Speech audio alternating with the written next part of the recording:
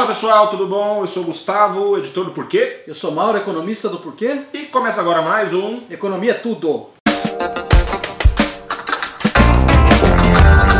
Mauro, semana passada não teve Economia Tudo. Teve. Você que acompanha nosso programa, porque o Mauro... Eu me contundi. Contundido, tá arrumando briga. Mauro é assim, brincadeira, gente. Brincadeira, Né? Foi tentar abrir uma garrafa em casa, não faça isso na sua casa. Pois é. A minha mão direita brigou com a mão esquerda. Acidente de polarização. Aconteceu esse acidente, mas a gente está aqui de volta.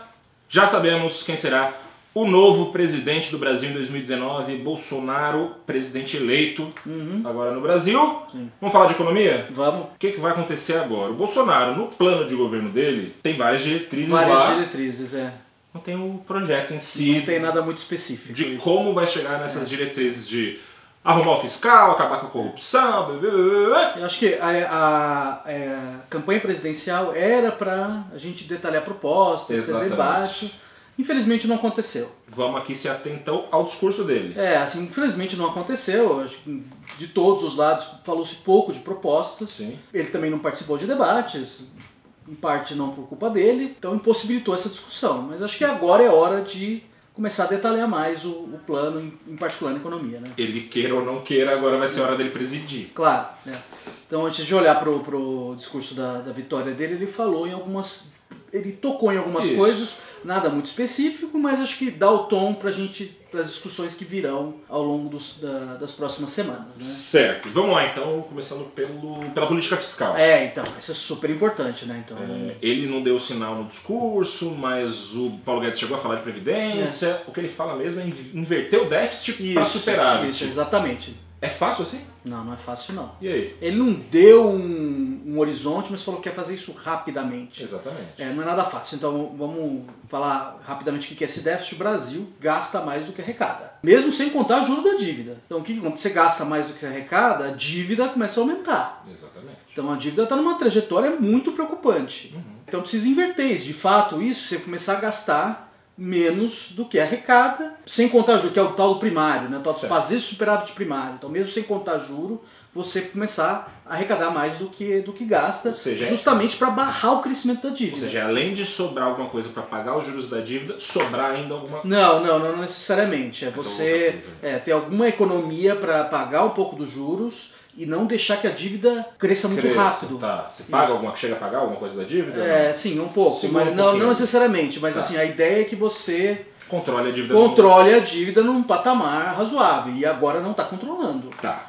Então é super importante. É um sinal legal, então ele fala isso. É um sinal legal, mas assim, a gente precisaria ver coisas mais concretas daqui pra frente. Sim. Porque não é nada fácil. Não é nada fácil. O Temer mesmo, quando chegou, parecia fácil, né? Quando falava, mas não conseguiu, porque é difícil. Não conseguiu, e assim, eles estavam se colocando em um horizonte meio longo para fazer isso. Então, precisar ter uma sinalização mais clara de como vai fazer.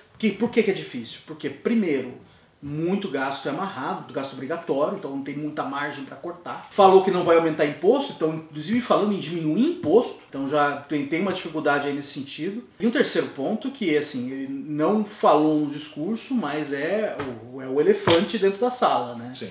Que é a Previdência. É a Previdência. Previdência. Ele chegou a falar em campanha de projeto de capitalização, de fazer alguma transição, mas ainda assim está no campo das diretrizes e não na certeza, a gente precisa ter coisas mais claras que o Paulo Guedes chegou a falar, mas o Bolsonaro no discurso não mencionou. Não mencionou. Então, a gente precisa ser atacado, a gente precisa de um plano. Outro ponto, Mauro, levantado pelo Bolsonaro, que tem um pouco ainda a ver com a política fiscal. Ele fala em repassar mais dinheiro para os municípios, para que os municípios tenham mais autonomia. Sim, O que, em tese, aumentaria a eficiência do gasto direto do município. Mas como é que fecha o rombo lá nas contas federais?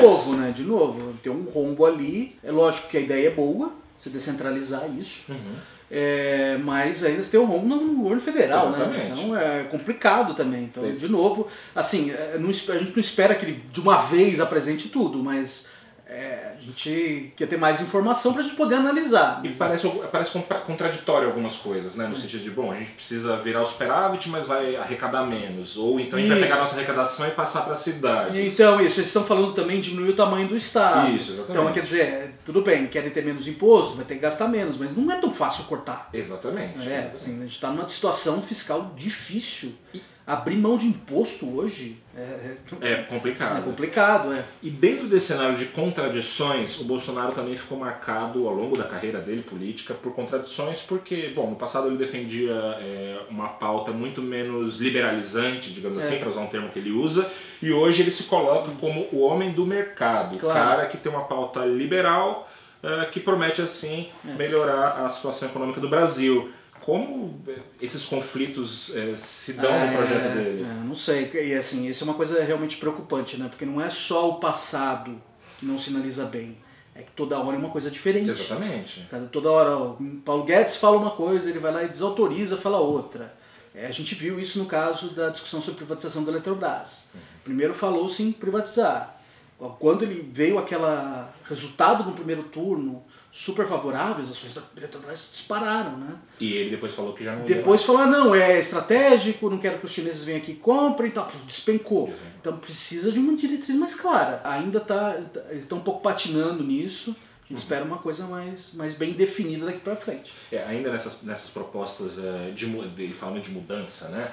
Ele fala de mudar a política externa no que diz respeito sobretudo à economia do Brasil, né? Se aproximar de países mais desenvolvidos, e menos se preocupar com o Mercosul, por exemplo, um grupo de grandes países, relações bilaterais diretamente com países. Isso eu acho uma sinalização boa. O que se espera disso e qual o resultado esperado disso? Você transacionar com países que também são diferentes de você, traz benefícios, tá? Ele não mencionou exatamente, mas aos consumidores você traz benefícios, tem mais acesso a produto mais barato. Você também tem acesso à tecnologia, o que ele mencionou, que pode aumentar a produtividade das empresas, então a empresa tem acesso a máquinas mais modernas lá de fora, isso tem evidência, inclusive, que aumenta a produtividade. Então, isso está na agenda da produtividade no Brasil. Então, o Brasil tem basicamente duas grandes agendas na economia, que é o lado fiscal, que é apagar o incêndio, e depois tentar voltar a crescer aumentando a produtividade. Ou seja, o curto prazo fiscal, de pagar as contas e voltar para o azul, e o longo prazo de aumentar a renda. Então, eu achei a sinalização bem positiva.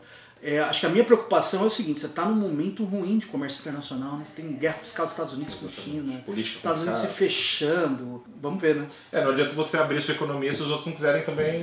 Eu acho que adianta sim, mas também o momento não parece ser um momento que você vai ter tanto ganho assim, né? Porque não é um momento em que as economias estão abertas, né? Isso, né? Não é um momento que o pessoal tá a fim de gastar, né? Pois é. Mas assim, acho que tem o lado positivo sim, acho que tem que tomar um certo cuidado para fazer gradual, porque comércio internacional é uma coisa que sempre envolve mudança estrutural. Você tem setores que vão se dar bem, que vão se tornar exportadores, ou vão aumentar a produtividade, setores que não vão aguentar competição.